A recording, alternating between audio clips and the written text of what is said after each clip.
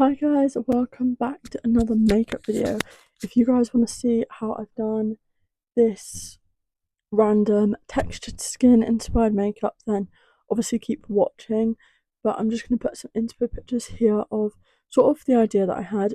I was inspired by a makeup look I did previously, which was inspired by another artist, but I just had this pattern in mind, so I did go on Google and get AI to do like this little image thing. Obviously, actual makeup turned out much better than the AI image, but I would have drawn it up, but we don't need to draw it up and then draw it up again on my face. So I did use AI for that, but I'm very much not all for AI. So just to make that clear at the start of the video. But if you want to see how I do this makeup look, then keep watching. Just starting out with glued down brows, and we're taking this made by Mitchell's Colour Case. We're going for a pink and yellow theme today, and I really just love these looks. I think they look so cool, but they are so time consuming. So just starting on the cheeks, as I thought this would be quite a focal point, creating the first heart of the look. And these paints are quite thick, so I did have to thin them out a bit throughout, so it might have been better to use a different product. But we started, so we'll finish.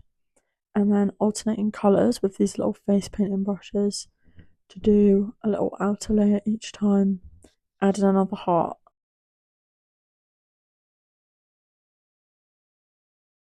And to be honest, I probably could have just done a full yellow base and gone over with little pink hearts, but one, we would have probably wasted quite a bit of product, and the colour might not always sit right on top of the yellow, so like the pink might not have come out the shade of pink if we'd have put it on top of the yellow.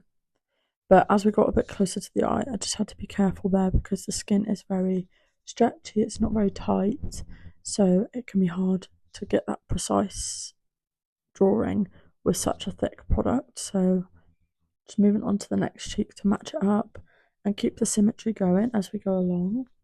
You can probably see at moments what I'm sucking my lips in or pulling my face, and this is just to make my cheeks nice and tight so we have a stretchy base to work on. And then it just stops the skin from being so movable, and we can get the cream product on there nicely. The chin is then a lot easier because it's quite a solid bone area. There's not much fat on top of the chin, so it can be quite easy to move thicker products. So here I just started with a yellow heart instead to alternate, and I thought I'd match this up with the forehead so we have more of a symmetrical look top ways and sideways. And where we've run out of room, sort of just carrying on the line rather than the heart, and it just almost ends up in a bit of a circle. And then onto the forehead. This was definitely the easiest place of my face to draw these patterns on, just because, like I said, the product is so thick and creamy and the forehead's such a tight area. But anyway, we just skipped the rest because it was pretty much standard. Brought it down onto the eyelids and everything and over the glued down brows. And then we're going to do a bit of makeup on top of this foundation like we would normally. So taking the Beauty Bay Matte Sprites palette, and we're just taking a pink shade for bronzer, obviously to match to the makeup look. We can't just go in with a brown bronzer on top because it would just look horrible. So taking a bright pink shade, doing a bit of bronzer on my temples and on my cheeks. Obviously you can still see the pattern foundation through it, which is a nice effect, I think. It just looks a bit more like an airbrush bronze.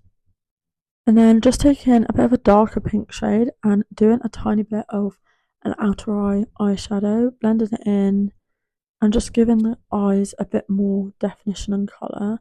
And then I decided to take this little orange glitter just to stand out a bit from the yellow on the eye. I could have gone in with yellow, but I just thought the orange would be cool. And then we did a little bit of gold highlighter and going in with my black MAC Stack mascara all over my lashes. And we're just taking a pretty usual lip combo, which is my MAC lip liner in the shade Soar and a shimmery glittery Revolution gloss bomb. And I just thought this nude lip would go really well with the pink so that it stood out completely different colour to the skin.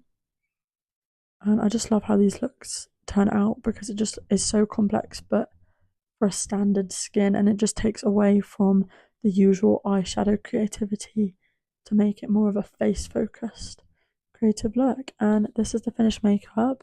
Really liked how this turned out. And I didn't need to go in with powder in the end because this product sets quite well. But I hope you guys liked this one.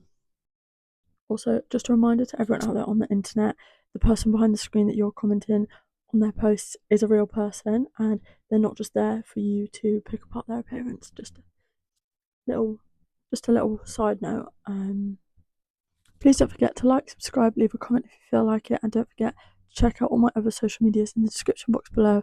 Again, like I said, if you're gonna say anything, make sure it's kind. Like, if you've not got anything kind to say, don't say anything at all. And yeah, there we go. Thanks for watching, guys, and I'll see you guys back here next week for another video. Thanks for watching, guys.